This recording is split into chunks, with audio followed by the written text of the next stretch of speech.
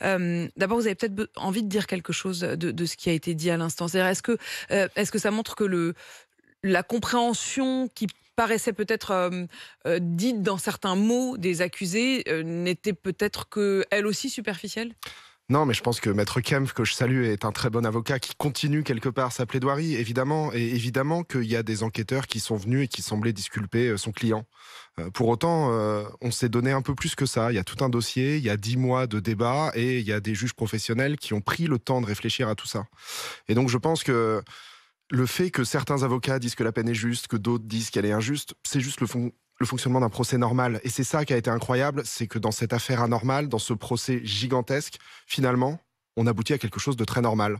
Un peu de déception de part et d'autre, des questions, évidemment, mais aucun chamboulement, aucune grande perte de nos repères démocratiques habituels. En fait, je trouve assez inouï, et on vous a tous écoutés, on vous a lu depuis 10 mois, cette dignité, cette maturité que vous avez, malgré vous, dû acquérir au fur et à mesure.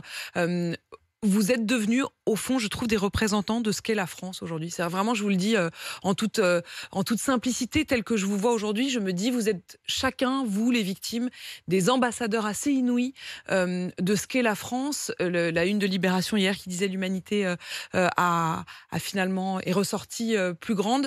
La solidarité entre vous tous, elle s'est ressentie, y compris hier. Hier, c'était un moment incroyable.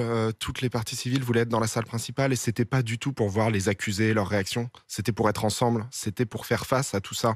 Et même au-delà, je crois que c'était pour être avec nos avocats, mais aussi les avocats de la défense. Parce que cette humanité et ce côté, on représente la France, ça a été toutes les parties au procès. Et vous savez, après le verdict, tout le monde s'est retrouvé dans la brasserie des Deux Palais qui est en face. Et il y avait les accusés qui sont ressortis libres. Il y avait les avocats généraux. Il y avait les avocats de la défense, il y avait les avocats de partie civile, il y avait les victimes, et tout le monde était là. Et un court instant, Racontez-nous ce moment. Parce que j'ai vu des photos hier, même de la jolie place Dauphine juste derrière. Et puis en fait, on se disait, presque en regardant ces images, on repensait au titre Paris est une fête, qu'on avait tenté de vouloir, auquel on avait voulu s'accrocher après les attentats. Mais hier, au fond, vous avez redonné presque du sens à ça. Dans cette salle du café de la brasserie, qu'est-ce qui se passe hier? je vais résumer ça, c'est ce que m'a dit Emmanuel Carrère, l'écrivain qui était là parce qu'il suivait le procès. Il m'a dit, cette soirée, c'est un livre.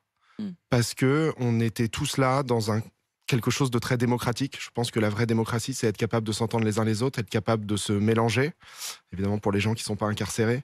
Et ça a été un moment d'échange et d'humanité très profond. Et c'est aussi ça qu'on a à offrir, nous victimes, c'est le fait que, honnêtement, parfois on a de la colère et parfois on a de la haine, mais le but de tout ça, c'est de la domestiquer. Et le but de la justice, c'est de nous permettre de domestiquer la vengeance. Et c'est ce qui s'est passé hier.